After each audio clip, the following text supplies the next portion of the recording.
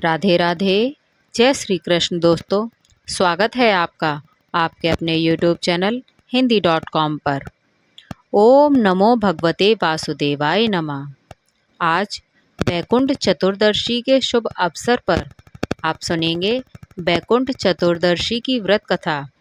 समस्त चतुर्दशी तिथियों में कार्तिक मास के शुक्ल पक्ष की बैकुंठ चतुर्दशी सर्वोत्तम चतुर्दशी मानी जाती है। आज के दिन भगवान विष्णु जी अर्थात श्री हरि और भगवान शिव के हर मिलन का दिन होता है। चातुर्मास में भगवान विष्णु के योग निद्रा में चले जाने के कारण सृष्टि का कार्यभार भगवान शिव के पास होता है। इसके बाद देव प्रबोधिनी एकादशी के दिन भगवान विष्णु निद्रा से जागते हैं। तब चतुर्दशी के दिन बैकुंठ के द्वार खुलते हैं और भगवान शिव सृष्टि का कार्यभार पुनः भगवान विष्णु जी को सौंपने बैकुंठ जाते हैं। इसी उपलक्ष्य में बैकुंठ चतुर्दशी बहुत ही धूमधाम से मनाई जाती है। मान्यताओं के अनुसार इस दिन श्री हरि विष्णु और महादेव की पूजा करने से साधक को बैकुंठ धाम की प्राप्ति होती है और भगवान शिव की कृपा से समस्त पाप नष्ट होकर व्यक्ति को मोक्ष की प्राप्ति होती है।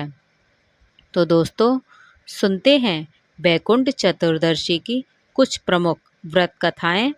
पौराणिक कथा के अनुसार एक बार भगवान विष्णु देवादिदेव महादेव की पूजा करने के लिए काशी आए और मणिकर्णिका घाट पर स्नान करने के बाद उन्होंने 1000 कमल पुष्पों से भगवान विश्वनाथ की पूजा करने का निश्चय किया। जब पूजा करने लगे तब भगवान शिव ने उनकी भक्ति की परीक्षा लेने के लिए एक कमल का पुष्प गायब कर दिया। भगवान श्री हरि भगवान शिव की पूजा पूर्ण करने के लिए 1000 कमल के पुष्प चढ़ाया करते थे। अब एक पुष्प कम देखकर उन्होंने सोचा कि मेरी आंखें भी तो कमल के पुष्पों के समान हैं। मेरा नाम कमल नयन है और पुंडरीकाक्ष भी है। यह सोचकर भगवान विष्णु ने अपना एक नेत्र देवादिदेव महादेव को अर्पित कर दिया। भगवान विष्णु की ऐसी अपार भक्ति से प्रसन्न होकर देवादिदेव महादेव प्रकट हुए और बोले, हे विष्णु, संसार में आपके समान मेरा दूसरा कोई भक्त नहीं है। आज की कार्तिक शुक्ल पक्ष की चतुर्दशी अब बैकुंठ चतुर्दशी कहलाएगी और इस दिन जो व्रत करके सबसे पहले आपको प्रणाम करेगा उसे बैकुंठ लोक की प्राप्ति होगी। ऐसा कहकर भगवान शिव ने भगवान विष्णु के नेत्र को यथावत कर दिया और उन्हें आशीर्वाद स्वरूप सुदर्शन चक्र दिया, जिसकी चमक करोड़ों सूर्य के बराबर थी। भगवान शिव और भगवान विष्णु कहते हैं कि इस दिन स्वर्ग के दरवाजे खुले रहेंगे। यदि मृत्यु लोक में रहने वाला व्यक्ति इस व्रत को करता है और कथा का श्रवण करता है तो उसे बैकुंठ धाम में स्थान मिलता है। अब दूसरी कथा। एक बार धनेश्वर नामक एक ब्राह्मण था जो सदैव बुरे कर्म किया करता था। उसके ऊपर कई पापों का बोझ था। एक दिन वह गोदावरी नदी में स्नान करने के लिए गया। उस दिन बैकुंठ चतुर्दशी थी। कई भक्तजन उस दिन पूजा अर्चना कर गोदावरी घाट पर आए थे। उसी भीड़ में धनेश्वर भी उन सब के साथ था। इस प्रकार पवित्र तिथि पर उन श्रद्धालुओं के स्पर्श और स्नान करने के कारण धनेश्वर को भी पुण्य मिल गया और जब उसकी मृत्यु हुई तब उसे यमराज लेकर गए और नरक में भेज दिया। तब भगवान विष्णु ने कहा, यह बहुत पापी है, परंतु इसने बैकुंठ चतुर्दशी के दिन गोदावरी में स्नान किया है और श्रद्धालुओं के पुण्य के कारण इसके सभी पाप नष्ट हो चुके हैं, इसलिए इसे बैकुंठ धाम मिलेगा। अतः धनेश्वर को बैकुंठ धाम की प्राप्ति हुई। आज ही के दिन भगवान शिव सृष्टि के पालन का कार्यभार पुनः भगवान विष्णु को सौंपते हैं, इसलिए इस दिन को हरिहर मिलन के रूप में भी जाना जाता है। भगवान विष्णु 4 मास के लिए योग निद्रा के दौरान भगवान शिव को सृष्टि के संहार के अलावा सृष्टि के पालन का भी कार्यभार सौंपते हैं और बैकुंठ चतुर्दशी के शुभ अवसर पर ही भगवान शिव भगवान विष्णु को यह कार्यभार पुनः सौंपते हैं। आज बैकुंठ चतुर्दशी की कथा के साथ ही धरती माता की भी कथा सुनने का विधान है। धरती माता की कथा के अनुसार एक बार की बात है, एक बुढ़िया थी। वह धर्म पुण्य अधिक करती थी। वह बुढ़िया इतनी अधिक धर्म पुण्य करती थी कि उसके धर्म पुण्य करने के कारण उसका सारा घर खाली हो गया। उसने अपने घर की सभी आवश्यक वस्तुएं दान कर दीं। इसी तरह एक दिन उसके अत्यधिक धर्म करने के कारण धर्मराज जी का सिंहासन डोलने लगा। तब धर्मराज जी कहने लगे कि ऐसा कौन दानी हो गया है जिसने धार्मिक कार्य करके मेरा सिंहासन तक को हिला दिया। इसके बाद धर्मराज जी कहने लगे कि अगर यह दानी इसी प्रकार दान पुण्य करता रहेगा तो एक दिन यह मेरे सिंहासन को ही छीन लेगा। तब उन्होंने अपने दूत से कहा कि इस दानी का पता लगाओ और फिर धर्मराज जी ने इस कार्य के लिए यमराज जी को भेजा। यमराज जी ने दानी का पता लगाते हुए धरती पर आकर एक कोढ़ी व्यक्ति का रूप धारण कर लिया और फिर कोढ़ी का रूप धारण करके उसी गांव में आ गए जहां वह दानी बुढ़िया माई रहा करती थी। वह कोढ़ी सारा दिन गांव में कपड़ा मांगते हुए घूम रहा था, लेकिन किसी ने भी उसे तन ढकने के लिए कपड़ा नहीं दिया। सर्दियों का समय था, कड़ाके की ठंड पड़ रही थी और वह कोढ़ी फटे पुराने भेष में ठंड से ठिठुरते हुए सभी के घरों के दरवाजे के सामने गुजरते हुए आवाज लगाता जा रहा था कि कोई मुझे कपड़ा दे दो, कोई मुझे कपड़ा दे दो। लेकिन किसी ने भी उसकी आवाज नहीं सुनी और इस बात की परवाह की कि वह भीषण ठंड में बिना कपड़ों के घूम रहा है। वह कोढ़ी इसी तरह पूरे गांव में सारा दिन घूमता रहा। अब रात का समय हो चला था कि तभी उस बूढ़ी माई को यह आवाज़ सुनाई पड़ी। तब उसने अपनी बहू से कहा, बहू उठो और जाकर देखो बाहर कौन है। मुझे तो यह किसी भिखारी की आवाज़ लगती है, लगता है उसे सर्दी लग रही है। शायद तुम बाहर जाकर तो देखो और उससे पूछो उसे क्या चाहिए। तब बहू अपनी सास की बात सुनकर कहने लगी, माँ जी, आपके द्वार पर तो कोई न कोई आता ही रहता है मांगने के लिए। न तो दिन में चैन लेती है, न रात में सोने देती है। आधी रात बीत चुकी है माँ जी, आप भी सो जाओ और हमें भी सोने दो। इस तरह इस समय बाहर नहीं जाएंगे। आपको तो नींद आती नहीं है और हमें भी नहीं सोने देती। इस तरह कहकर बहुओं ने घर के बाहर जाने के लिए मना कर दिया। तब चौथी बहू की बारी आई तो बहू कहने लगी, माँ आप निश्चिंत रहिए, मैं जाकर देखती हूँ बाहर कौन आया है। तब तीनों बहुओं के मना करने के बाद चौथी बहू घर के बाहर आकर देखती है कि बाहर द्वार पर एक कोढ़ी बैठा हुआ है। तब उस कोढ़ी से पूछा, बाबा आपको क्या चाहिए। वह कोढ़ी रूप धारण किए हुए यमराज जी कहने लगे, मैं कोढ़ी हूँ, मुझे सर्दी लग रही है, आप तन ढकने के लिए मुझे कोई वस्त्र दे दीजिए।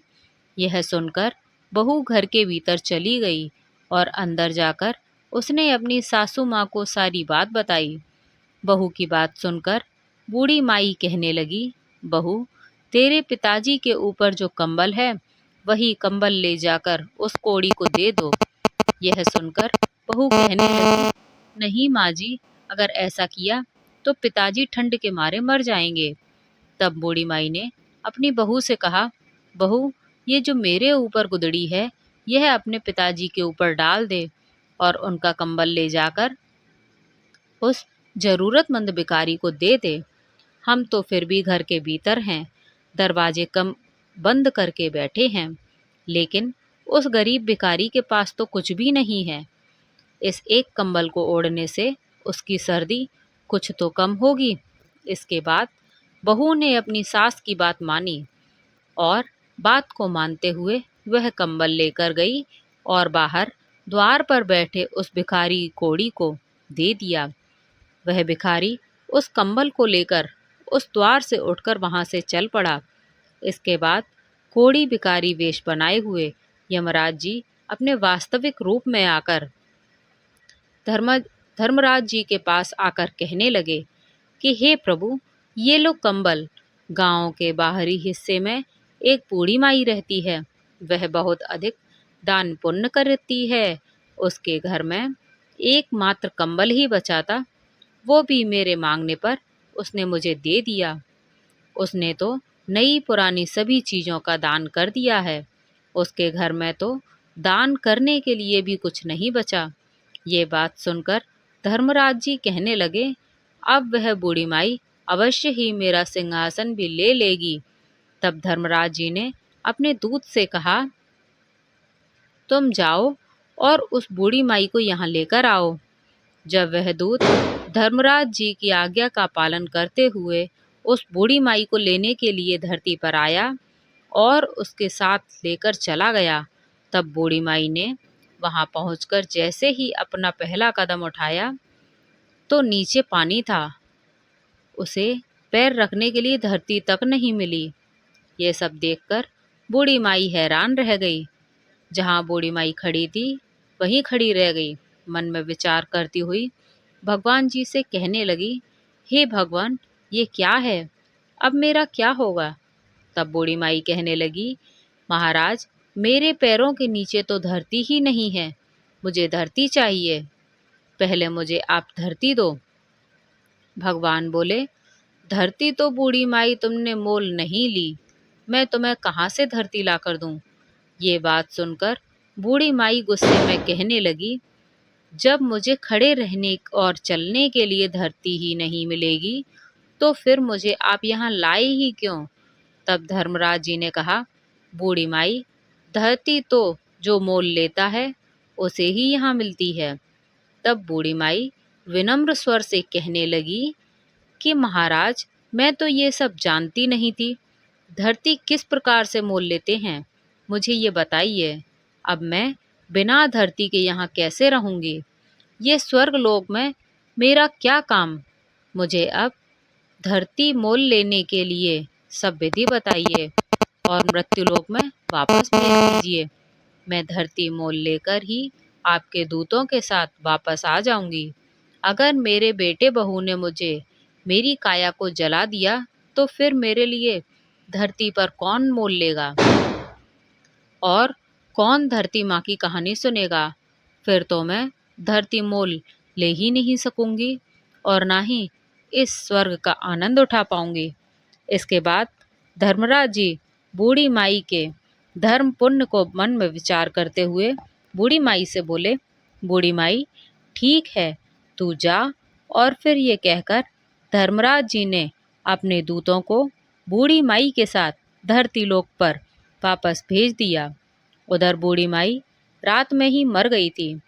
जब सुबह हुई तो बेटे और बहू उनके अंतिम संस्कार की तैयारी करने लगे।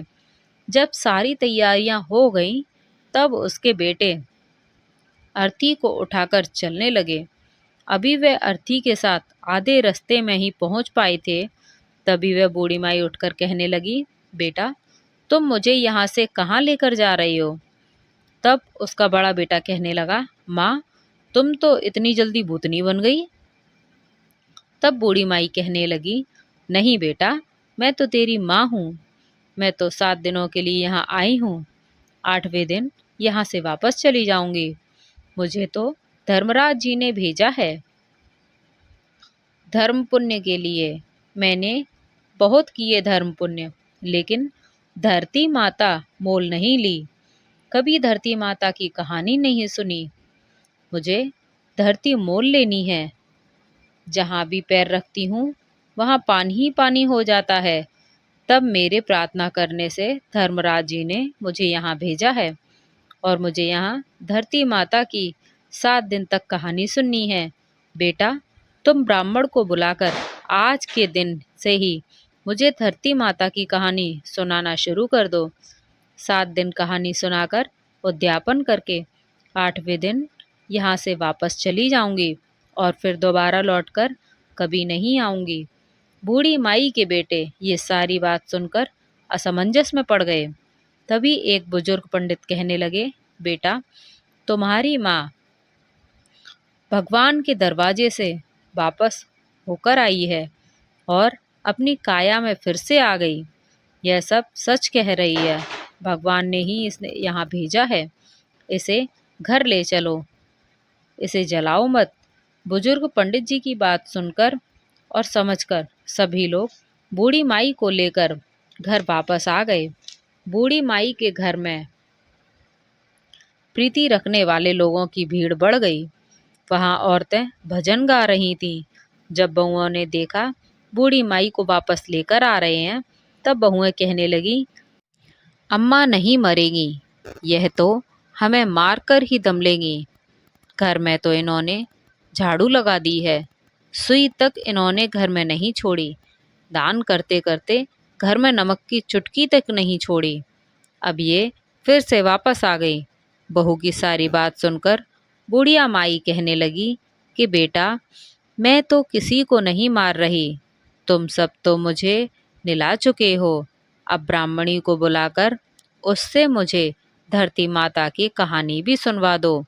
7 दिन तक मैं ये कहानी सुनूंगी और आगे मुझे धरती मिल जाएगी। तो फिर बेटा, मैं यहाँ से चली जाऊंगी। फिर उसके बेटा बहू ने 6 दिन तक बुढ़िया माई को लगातार ब्राह्मणी को घर में बुलवाकर उसे कहानी सुनवाई। 7 दिन पानी का भरा हुआ एक लोटा रोली मोली, 1.25 का धागा, गुड़ की डेली लेकर बुढ़िया माई अपनी बहू से कहने लगी, चलो बेटा, तुम सब मेरे साथ पीपल के नीचे। वहाँ चलकर हम सब बैठकर धरती माता की कहानी सुनेंगे। आज मुझे इस व्रत का उद्यापन भी करना है। तुम भी सब चलो। तुम सब भी इस कथा को सुनना, जिससे तुम्हें ये पीड़ा दुख ना देखना पड़े। अब फिर वह बूढ़ी माई अपनी सभी बहुओं और ब्राह्मणी को लेकर पीपल के पेड़ के नीचे पहुंच गई। वहां बैठकर ब्राह्मणी ने धरती माता की कहानी कही और बूढ़ी माई और सब लोगों ने कहानी सुनी। कहानी की हुंकार और धरती माता की कहानी कहने के बाद 1.25 नाल का धागा और गुड़ की डेली लेकर उस पीपल की जड़ में दबा दिया और बूढ़ी माई हाथ जोड़कर कहने लगी, लो धरती माँ, इसे स्वीकार करो। धरती माता, अब मैंने तुम्हें मोल ले लिया है। मेरे सभी पाप अब तुम अपने में समेट लो और मुझे आगे अब धरती मिलनी चाहिए। मुझे फिर वापस यहाँ ना आना पड़े। इस प्रकार से बुढ़िया माई ने 7 दिन तक धरती माता की कहानी सुनकर उद्यापन कर दिया। बूढ़ी माई की बहुओं ने एक दिन धरती माता की कहानी सुनकर उद्यापन कर दिया। इस तरह बुढ़िया माई ने धरती माता की कहानी कही और उसका व्रत किया और स्वयं भी उद्यापन किया और बहुओं से भी उद्यापन करवाया। फिर जब सभी घर में वापस लौटे तो बूढ़ी माई बहू से कहने लगी, बेटियों, आज मेरा यहाँ आखिरी दिन है। आज मुझे सभी प्रकार का भोजन करवा दो। कल मैं चली जाऊंगी और दोबारा लौटकर कभी नहीं आऊंगी। तब बहुएं उससे कहने लगी, क्या खिलाएं और कहाँ से लाएं? घर में तो आपने कुछ छोड़ा ही नहीं है। तब बड़ी बहू उन सभी को कहने लगी, कोई बात नहीं, तुम इतना कड़वा मत बोलो, मैं कुछ प्रबंध करती हूँ। मैं अभी पड़ोस में जाकर आती हूँ, माँ के करने के लायक भोजन तो मिल ही जाएगा। ऐसा बोलकर बड़ी बहू अपने पड़ोस के घरों में जाकर किसी से कुछ मांगने लगी तो किसी से कुछ मांगने लगी। इस तरह उसने अपनी सास के लिए सभी प्रकार का भोजन तैयार किया और फिर सास को जिमा दिया। तो बूढ़ी माई अपने बेटे बहुओं से बोली, बेटा तुम सभी भोजन जीम लो। और फिर सभी ने थोड़ा थोड़ा भोजन कर लिया। तब बुढ़िया माई उन सभी से कहने लगी कि बेटा मैं कल सुबह 4 बजे यहाँ से चली जाऊंगी और अब यहाँ नहीं रहूंगी। आज मेरा यहाँ आखिरी दिन है, रात के 12 बज गए हैं, तुम सब भी जाकर सो जाओ। बेटों के मना करने के बाद भी उन सभी को बूढ़ी माई ने सोने के लिए भेज दिया। सभी अपनी अपनी जगह पर जाकर सो गए। अब अपने निर्धारित समय पर भगवान का विमान आया और बूढ़ी माई को लेकर चला गया। आगे जाने पर बूढ़ी माई को अब धरती मिल गई। बूढ़ी माई भगवान से कहने लगी, हे प्रभु, आप मेरी एक और इच्छा पूरी कर दो। तब भगवान कहने लगे, अब तुम्हारी कौन सी इच्छा पूर्ण करूं? तब बूढ़ी माई बोली, मेरे घर में तो मैं कुछ भी छोड़कर नहीं आई हूँ। मैंने तो सब कुछ दान कर दिया था, यहाँ तक कि मैंने गुड़ चाय नमक तक नहीं छोड़ा।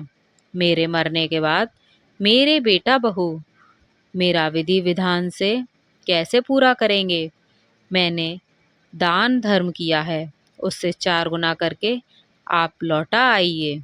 तब भगवान बोले, ठीक है, मैंने दिया।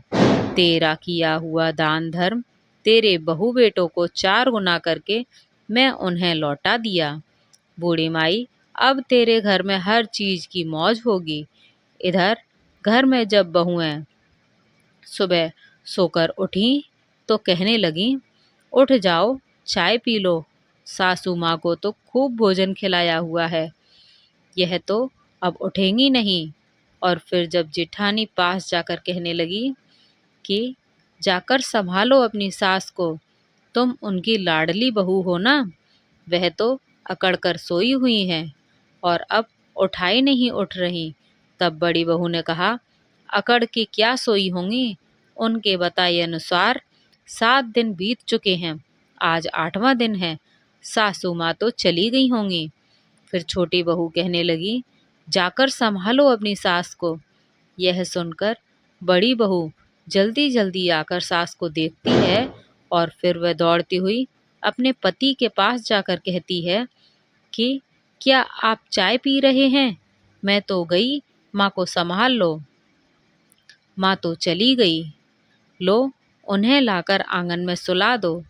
जब बूढ़ी माई को लाकर आंगन में सुला दिया गया, तब सबसे छोटी बहू कहने लगी, मैंने सदा आप सबकी सुनी है और आपकी हर बात मानी है, आज आप सब मेरी बात सुनो। तब सभी कहने लगे, बताओ क्या? तब कहने लगी कि इस लोटे में भरे हुए पानी से सासू जी के छींटे लगा दो। नहलाई धुलाई तो पहले से ही है, अगर आप लोग रोए तो ये फिर से वापस आ जाएगी। इन्हीं पानी से छींटा देकर उठाकर ले जाओ। तुम 4 भाई बहुत हो, 5वें की कोई ज़रूरत नहीं है। और उठाकर ले जाओ यहाँ से फटाफट और जलाकर आओ, जिससे कि इनकी मुक्ति हो जाए। तब सारे भाई आपस में बात करने लगे कि पहले भी हम लोगों को इकट्ठा करके शर्मिंदा हो चुके हैं, अब बिना देर किए इनका कहना मान लेते हैं। ऐसा सोचकर बूढ़ी माई को सभी भाइयों ने उठाया और लेकर चल पड़े जलाने के लिए शमशान की ओर। तब रास्ते में पीपल के नीचे बैठी कुछ औरतों जो कहानी सुन रही थी, बूढ़ी माई के बेटों को इस तरह जाता हुआ देखकर सब समझ गए और एक दूसरे से कहने लगी, कार्तिक का पावन महीना है, बूढ़ी माई तो मर गई और बहुओं ने भजन तक नहीं गवाए। चलो हम सब वहाँ भजन गाने के लिए चलते हैं, 2-4 राम जी का नाम लेंगे यह विचार कर सभी बूढ़ी माई के घर जाकर भजन गाने लगी। उधर बेटों ने बूढ़ी माई का दाह संस्कार कर दिया। अब वह घर की ओर आने लगे। उन्हें आता हुआ देखकर भजन गाने वाली औरतें बूढ़ी माई की बहुओं से कहने लगी, बहुओं जाओ और दरी लेकर आओ और यहाँ दरी बिछा दो। तब वह कहने लगी, मरे न मराए बुढ़िया माई, उसे दाग देकर जब हमारे घर वाले आ जाएंगे तब हम दरी बिछाएंगे। तब वह भजन गाने वाली औरतें कहने लगीं, ले आओ सभी लोग, अब तो दरी बिछा दो। आ गए सब लोग। फिर बहुओं ने दरी बिछाई। भजन गाने वाली औरतों ने खूब भजन गाए और भजन गाने के बाद वे अपने अपने घर को चली गईं। अब दरी पर बैठे हुए बूढ़ी माई के बेटे एक दूसरे का मुंह ताकने लगे। कहने लगे, अब क्या करें, क्या नहीं करें, कहाँ से चाय पानी का प्रबंध करें। माँ तो गई, घर में कुछ भी नहीं छोड़ कर गई। अब पड़ोसी भी आपस में चर्चा करने लगे, चलो भाई, आज तो बूढ़ी माई के परिवार को चाय पानी पिलाकर आए, उनको रोटी पानी खिलाकर आते हैं। आज ही उनकी माँ मरी है, अब की बार वह मर गई है, आज तो खिला पिला आते हैं, कल से अपना अपने आप प्रबंध करेंगे। तब उनमें से एक आदमी बोला, ठीक है, आज मैं जाता हूँ उनके घर, उन्हें चाय देकर आता हूँ और उनके हालचाल भी पूछ कर आऊँगा। और फिर उस पड़ोसी ने अपनी पत्नी से चाय बनवाई। चाय लेकर बूढ़ी माई के घर की ओर चल पड़ा। उधर बूढ़ी माई के बेटे की बड़ी बहू अपने परिवारजनों को चिंतामग्न देखकर घर के भीतर गई और फिर जैसे ही उसने बूढ़ी माई का संदूक खोला तो उसमें तो नोटों की गड्डियां थीं। ये देखकर वह दंग रह गई। रसोई में गई तो वहां आटे के बोरे, गुड़ के खाड़ के कट्टे भरे हुए हैं। नमक मिर्च सारे मसाले सब सब्जियां रसोई घर में भरी पड़ी हैं।